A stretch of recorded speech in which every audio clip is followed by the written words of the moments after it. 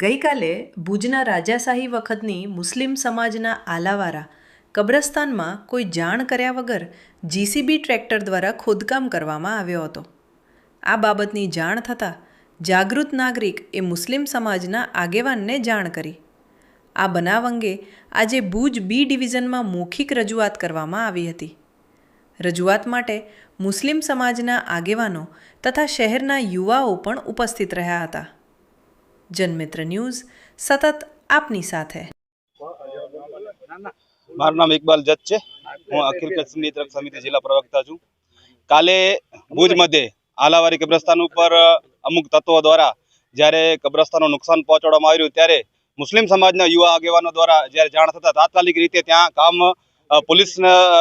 પોલીસને સાથે રાખી અને અટકાવવામાં આવ્યું હતું। ત્યાર પછી આજે મુલાકાતનો સમય આપવામાં આવ્યો હતો। ત્યારબાદ પણ મુસ્લિમ સમાજના આગેવાનો ત્યાં સ્થાનિક જગ્યા ઉપર જઈ અને કામ રોકવામાં આવ્યું હતું અને ત્યારબાદ એવું નક્કી કરવામાં આવ્યું હતું કે જે પણ લોકોએ પોતાના અંગત સ્વાર્થ માટે ડેવલપમેન્ટ કરવા માટે કબ્રસ્તાનનું નુકસાન પહોંચાડવામાં આવ્યું છે, દરગાહોને નુકસાન પહોંચાડવામાં આવ્યું છે, તેના વિરુદ્ધ કાયદેસરની કાર્યવાહી કરવા માટે આજે બી ડિવિઝનમાં ભેગા થયા છે। ત્યારે આજે અમારી માંગણી આજે પણ જ છે અને કાલે પણ જ જશે કે જ્યાં પણ અમારું નુકસાન થયું છે ત્યાં પણ લાકડી દુપાડી છે તેના વિરુદ્ધ કાયદેસરની કાર્યવાહી કરવામાં આવે અને દરગાહોનું નુકસાન થયું છે તેને પણ કાયદેસરની કાર્યવાહી કરવામાં આવે એવી માંગ છે। અને જ્યાં સુધી અમારી માંગણી નહીં સ્વીકારાય આજનો દિવસથી અમે હજી સુધી મોકૂફ રાખી છે।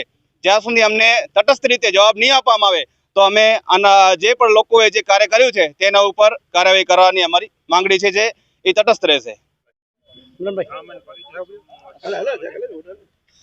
મારું નામ મોહસિન ઇંગોરજા છે અને હું મુસ્લિમ યુવા કોર કમિટીમાંથી છું।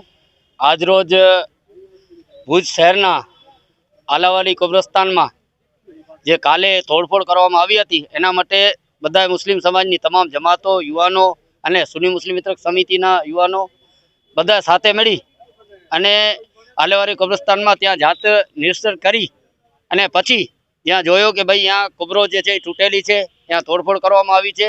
એટલા માટે જે માલિકે તોડફોડ કરી છે એને ફરિયાદ કરવા માટે અમે બધાએ બી ડિવિઝન પોલીસ સ્ટેશન આવ્યા હતા અને અહીંયા પીએસઆઈ સાહેબ સાથે, પટેલ સાહેબ સાથે વાતચીત થઈ છે અને જે 2-3 જણા થઈ, પટેલ અને એક રિયાજભાઈ કરીને છે એ 2-3 જણા થઈને આ જે તોડફોડ કરી છે એ લોકો સાથે પણ અમારી બધી વાતચીત થઈ છે અને બધી જમીનના જે કાગળ ને છે એ બધા જે એના જાણકાર છે એને બતાવી અને એક સંયુક્ત મિટિંગ કરી અને આ જે કબ્રસ્તાનની જમીન છે એ ભૂમાફિયા જે લોકો છે તેનાથી છોડાવી અને મુસ્લિમ સમાજને પરત મળે એવા પડતે અમારા ચાલુ છે। અને ઇન્શાઅલ્લાહ જો એવો કરવામાં નહીં આવે તો મુસ્લિમ યુવા કોર કમિટી અને જે પણ સાથે જોડશે એ બધા સાથે મળી અને આ વિષય માટે આલાવાલી કબ્રસ્તાન માટે અથવા કોઈ પણ કબ્રસ્તાન હોય ભલે મુસ્લિમ સમાજની એક ઇંચ પણ જમીન કોઈ પણ ભૂમાફિયા સુધી પહોંચવા નહીં દઈએ ઇન્શાઅલ્લાહ।